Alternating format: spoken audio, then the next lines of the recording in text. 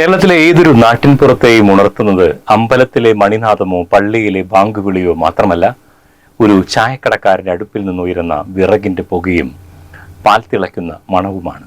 മലയാളിയെ സംബന്ധിച്ചിടത്തോളം ചായ എന്നത് വെറുമൊരു പാനീയമല്ല, അതൊരു വികാരമാണ്, ഒരു ചർച്ചാവേദിയാണ്. എല്ലാത്തിനുമുപരി അവനവന്റെ സത്വത്തിന്റെ ഭാഗവുമാണ്.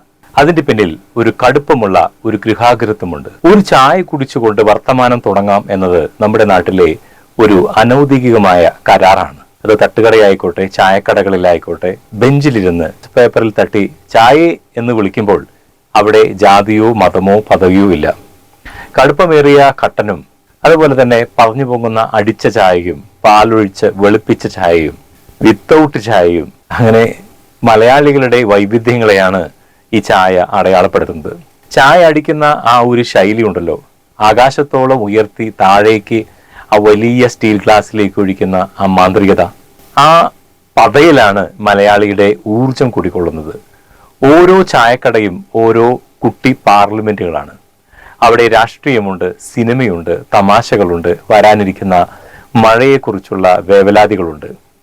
ചായലയുടെ ചരിത്രത്തെ നമുക്ക് പരിശോധിച്ചാൽ ഈ ഗ്ലാസ്സിലെ ചായയ്ക്ക് പിന്നിൽ ഒരു വലിയൊരു ചരിത്രമുണ്ട്.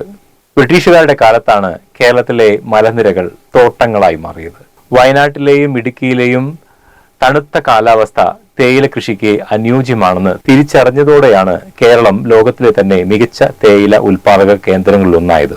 ദാരിദ്ര്യവും കഷ്ടപ്പാടും നിറഞ്ഞ കാലത്ത് പട്ടിണി മാറ്റുവാൻ തോട്ടങ്ങളിലേക്ക് കുടിയേറിയ മനുഷ്യരുടെ വിയർപ്പിന്റെ ഗന്ധം കൂടിയുണ്ട് നമ്മുടെ ചായപ്പൊടിക്ക്. ഒരു ലഘു കഥയിൽ നിന്ന് നമുക്ക് തുടങ്ങാം. അബൂഖാന്റെ ചായക്കട. നാട്ടിലെ പഴയൊരു ചായക്കടയിലെ രംഗമൊന്ന് നമ്മളൊന്ന് കണ്ണടച്ചാൽ ഓർത്തെടുക്കാം. പുലർച്ചെ 5:30 തുടങ്ങുന്ന വന്ദേ മാതരവും സുഭാഷിതങ്ങളും കഴിഞ്ഞ് അബൂക്ക ചായക്കടയുടെ ഉള്ളിൽ വിറക് പൂട്ടി ചായപാത്രത്തിൽ വെള്ളമൊഴിച്ച് തിളയ്ക്കാൻ തുടങ്ങുന്നു. ആ കരി പിടിച്ച വലിയ കെറ്റിലിൽ വെള്ളം തിളച്ചു തുടങ്ങുമ്പോഴേക്കും ആദ്യത്തെ കസ്റ്റമർ എത്തും. പിന്നാലെ പത്രക്കാരൻ രാഘവൻ. അബൂക്ക നല്ല കടുപ്പത്തിലൊരു ചായ, പിന്നെ ആ പത്രം എങ്ങനെടുത്തേ.